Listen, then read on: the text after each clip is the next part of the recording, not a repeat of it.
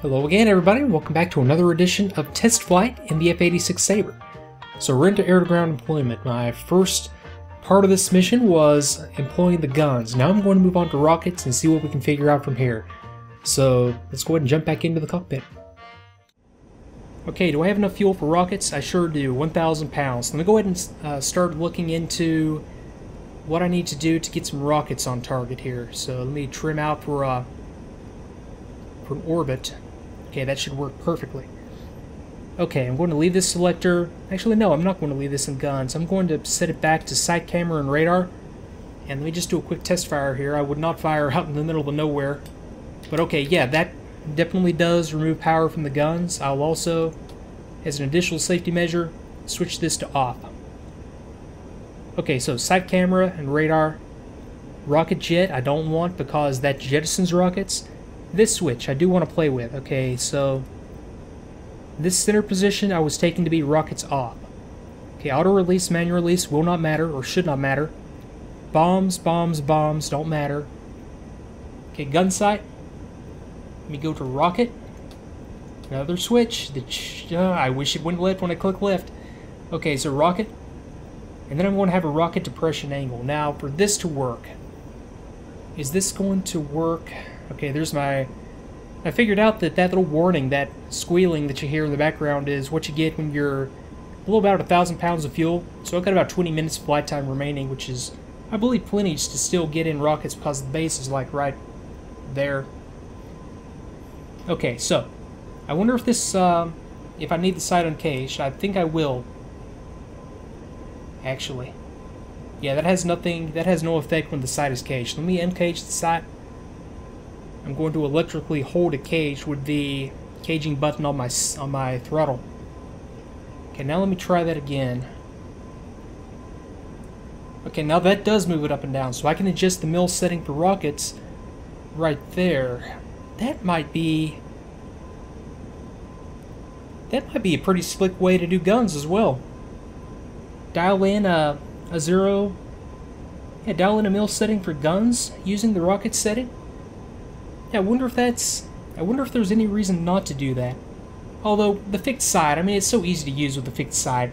Yeah, that's probably thinking way too far into the problem. Okay, I read that 17 mils is the default setting. It was used at the time, at least, for a rocket delivery anywhere from 0 to 40 degrees. So I'm going to push it up a little bit and do a rocket delivery from about a 30-degree dive angle. That's a pretty legitimate angle to dive on. I'll go on, it doesn't really matter, I'll just pick a target at random out there. Okay, and see how that 17 mil setting, it's about 18. You don't really get any fine control out of this, do you?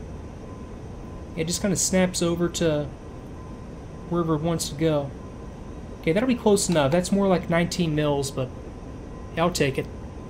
Okay, fuel's still doing okay. Okay, rocket intervalometer. Now, what I expect this to do is select the rocket to be fired, and I'll use this as a test. So if I go to my external view, I have, let me see, that's 16 rockets. So, as a test, I'll put the intervalometer to selection number 3, and that's going to mean that, well, you'll see here in a second. So let me put it at 3, and I'm just going to see which rocket fires. It should be the one on station 3, which is on the second from the end of the wing, first rocket. So, okay, I believe I'm all set up here. Let me go ahead and roll in. Let me pull the throttle in. Okay, and I'll just get set up on this one, and I don't know what a good slant range would be. You know, rockets, like I said, you want to fire from as far out as you can reasonably fire them and still have them be accurate. So let me just go ahead and go for something like this. Okay, so let me see. What am I missing here? Okay, rocket. Ah, good ops check of the switch. So the center position does inhibit rockets.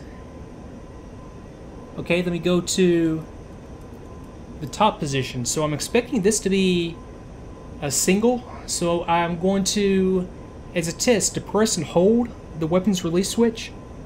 And I should only get one rocket off on this release. Okay, still good on fuel.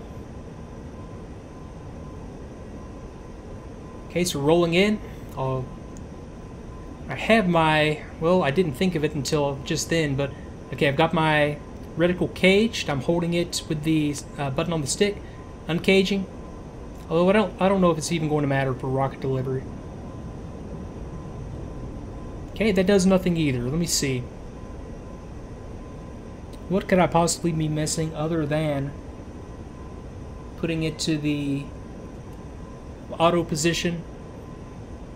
Third time's the charm. So let's go ahead and roll in one more time.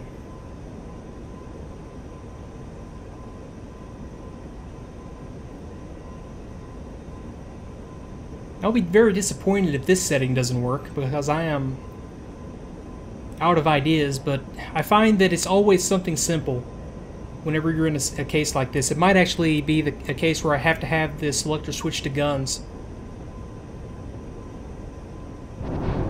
Okay, there we go. So, okay, so those were short. Let me do what I was talking about and not overfly my rockets so that I don't get fragged. That was a little bit of a... I should have, after firing, done a safe escape maneuver where I pull up and either turn or continue to pull up just to verify that, or just to ensure that I am outside of the fragmentation pattern. Okay, you can see that my interval number stepped over to 8.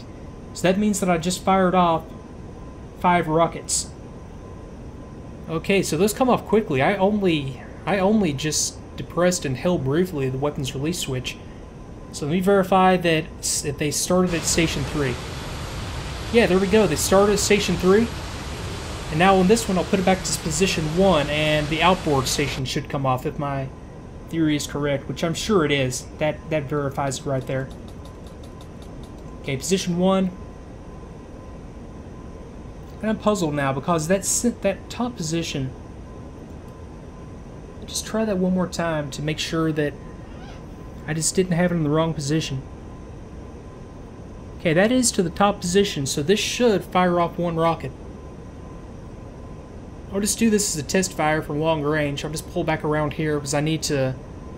I still have a couple minutes. I can finish out the rockets. Okay, I need... That's... Why did that not work the first time? I might have just done a quick pickle where I... Well, I take that back. Okay, maybe I just had it in the wrong position. But okay, verified. The top position does fire a single rocket, which is what I want to do. And verify again. Yep, Station 1, and then, yeah, my outboards did fire that time, so good deal. Okay, so let me go ahead and get set up on one more run, and let me try to nail down some mil settings here. So I'm at about 19 mils. Okay, rolling in.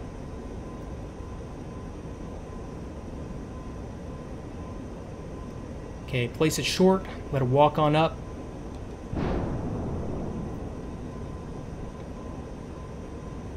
Okay, where did you hit? I cannot tell. Well, kind of botched that one. I'm going to have to do this a little bit dangerously just so I can see where these rockets are hitting. Okay, so let me come back around here for a couple of more passes. Okay, let me dive on this guy. Okay, 400 knots, still good on airspeed. I'm finding that just like a little intermediate throttle setting, about 90%, is very smooth, very controllable.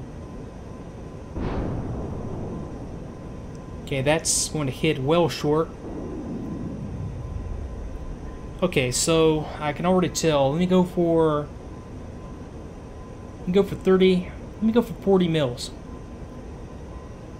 That's not very far away. Boy, a mil is not very far when it comes to small corrections. Let me go for all the way down. 50 mils. And try this. I think this is going to be the magic number right here, personally.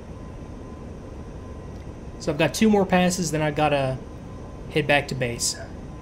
But I think if this works, if 50 mils works on this, then I'll call this problem solved.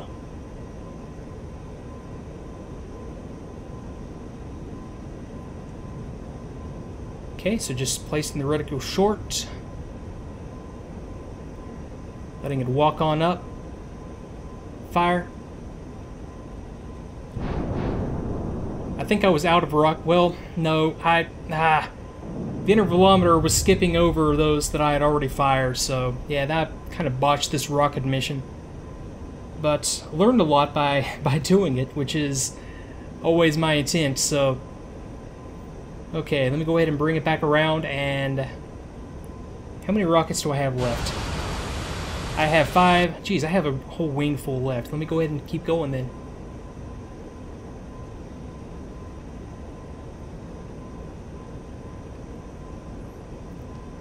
Okay, so one more pass, 50 mils.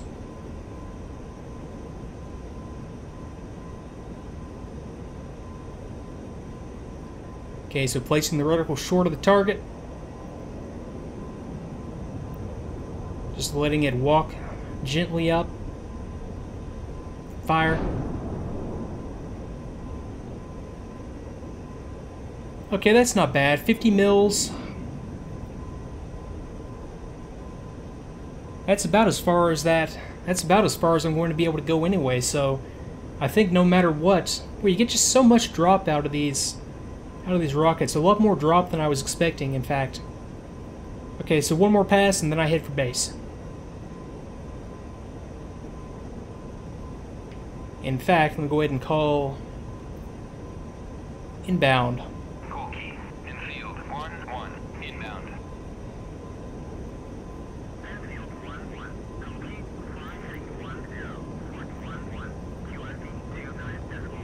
Okay, one more pass, setting all the way down. Okay, just walk it up. Fire.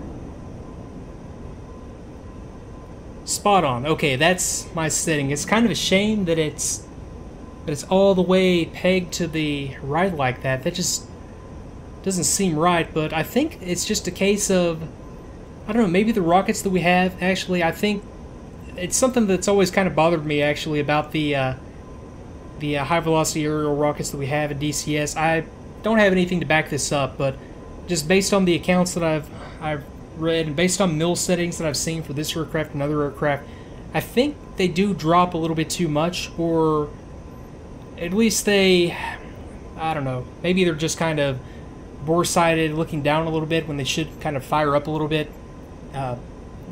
Something small could be off, and it doesn't take much for a mil setting not to match up exactly what it did in reality. But yeah, I just don't think they have enough. I don't think they, you know what I mean. They just hit too far down. Okay, pulling the throttle in, and I'll go ahead and pull my checklist up. Go ahead and get configured for landing. Armor switches off. It would be nice, wouldn't it? Okay, off. Switch guard, going switch guard down. Yeah, that does send it to the center position, which is very cool. And off. Okay, good side cage. Yep, good call. Got that. Hydraulic pressure normal. Yes, oxygen normal. And ice extend. Got it. Okay, windshield anti-icing. Don't need it. Speed brake out. And it never fails. About 45 minutes, 30-45 minutes after I turn on my computer, it kicks me back to the desktop like twice in about a 10-second succession. So I get back in here, kicks me back to the desktop again, then kicks me back to the screen. If anybody has any idea what that could be, or if has had a similar experience, it drives me nuts, especially when I'm trying to record a video, so let me know. But yeah, this is exactly where I left off. I just missed a couple of seconds because I hit escape, but okay, let me go ahead and hit resume, and I'll continue bringing this on in. Okay, speed brake, gear, downwind, final, throttle. Okay, and I had, let me see, I had already pre-calculated my landing data. Okay, 12,000, I'll shoot for 135, 103. Okay, got it. Let me go speed brakes out. Flaps down. Oh, I'm way too fast for flaps, aren't I? Okay, speed brake out first.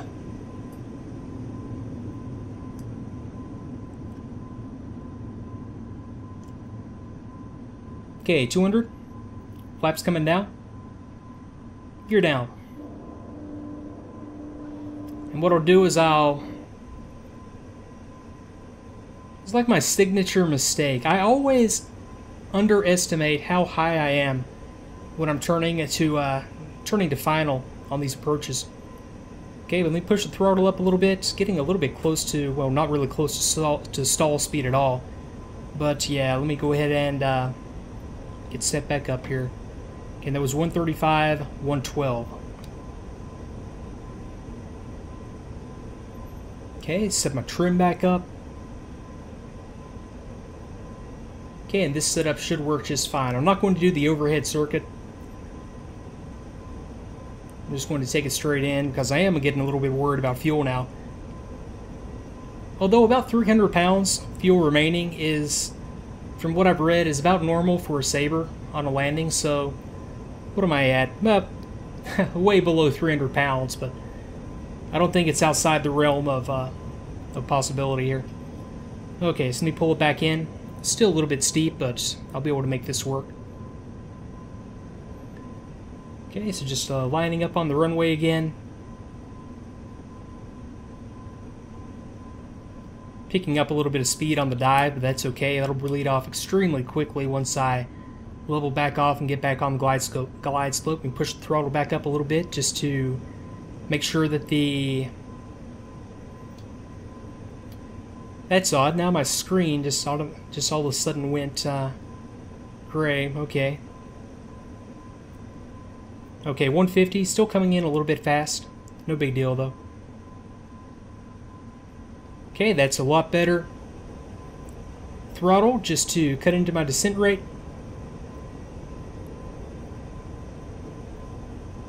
Okay, over the threshold. Let me go ahead and pull the throttle in. Flare. Kind of a rough landing. That was not my best effort by any means. But I'm just going to run it on out to the end of the runway and take her on off and shut her down. So let me go ahead and do some light braking. Nothing too excessive as we get going. And at this point I can go ahead and engage nose-wheel steering whenever I need it. I'm just going to continue letting it roll out here since it seems to be doing just fine. More light braking.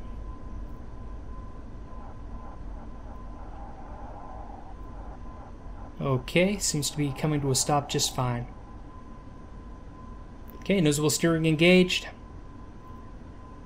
I'll push the throttle just a touch more up. I've got my radar inverter light on, and that just comes on whenever the generator is not putting out enough juice.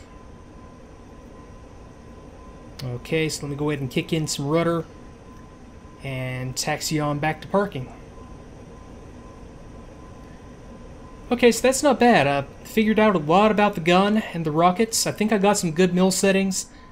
And yeah, I think I'll work in some more gun and rocket employment when on the next few missions as I'm getting into dropping bombs, just for more practice, because I do need it.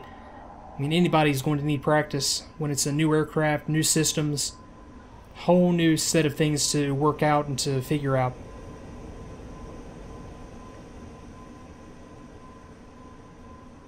Okay, so let me straighten out the nose wheel, roll it forward, let the nose wheel straighten back out. Okay, good to go. Okay, so let's go ahead and take it on up 60 to 70%, let it run on out, and I'll go through the after landing and stopping into the checklist. Okay, toe brakes, throttle, engine master, speed brakes out. Any get aheads I can do right here? No, everything is just your normal shutdown from here on out. I will, however, turn off the radio and come around the cockpit and clean things up just a touch more. Okay, all that stuff is all safe and normal. I'll set this back to guns because that's where I found it when I entered the cockpit. Okay, this switch is off. I'll go back to both on this one since I did mess with that during the flight. Intervalometer, I'll set back to the default position, position 1. And let's see here. Everything else is good to go. I'm going to take that as 2 minutes. I'm going to go throttle off. I'm also going to go engine master off. My speed brake is already out, and I can go battery off. That switch is kind of I don't know. When I'm in the battery position, I would expect to. Okay, so when it's in the battery position, you have to right-click Otherwise, it'll go all the way down to the starter position. That's not ideal. But oh well, it is an open beta, so what do you expect? Okay, so cycle flight controls, and this is just to bleed off the residual hydraulics in the accumulators.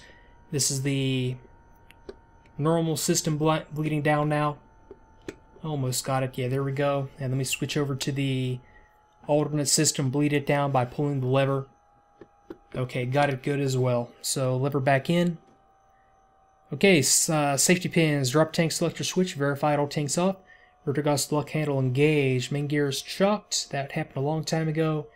And let me go ahead and open up the canopy. And there you go. I'll call this mission good here and move on next time to employment of bombs and a little bit more rocket and gun as we go as well.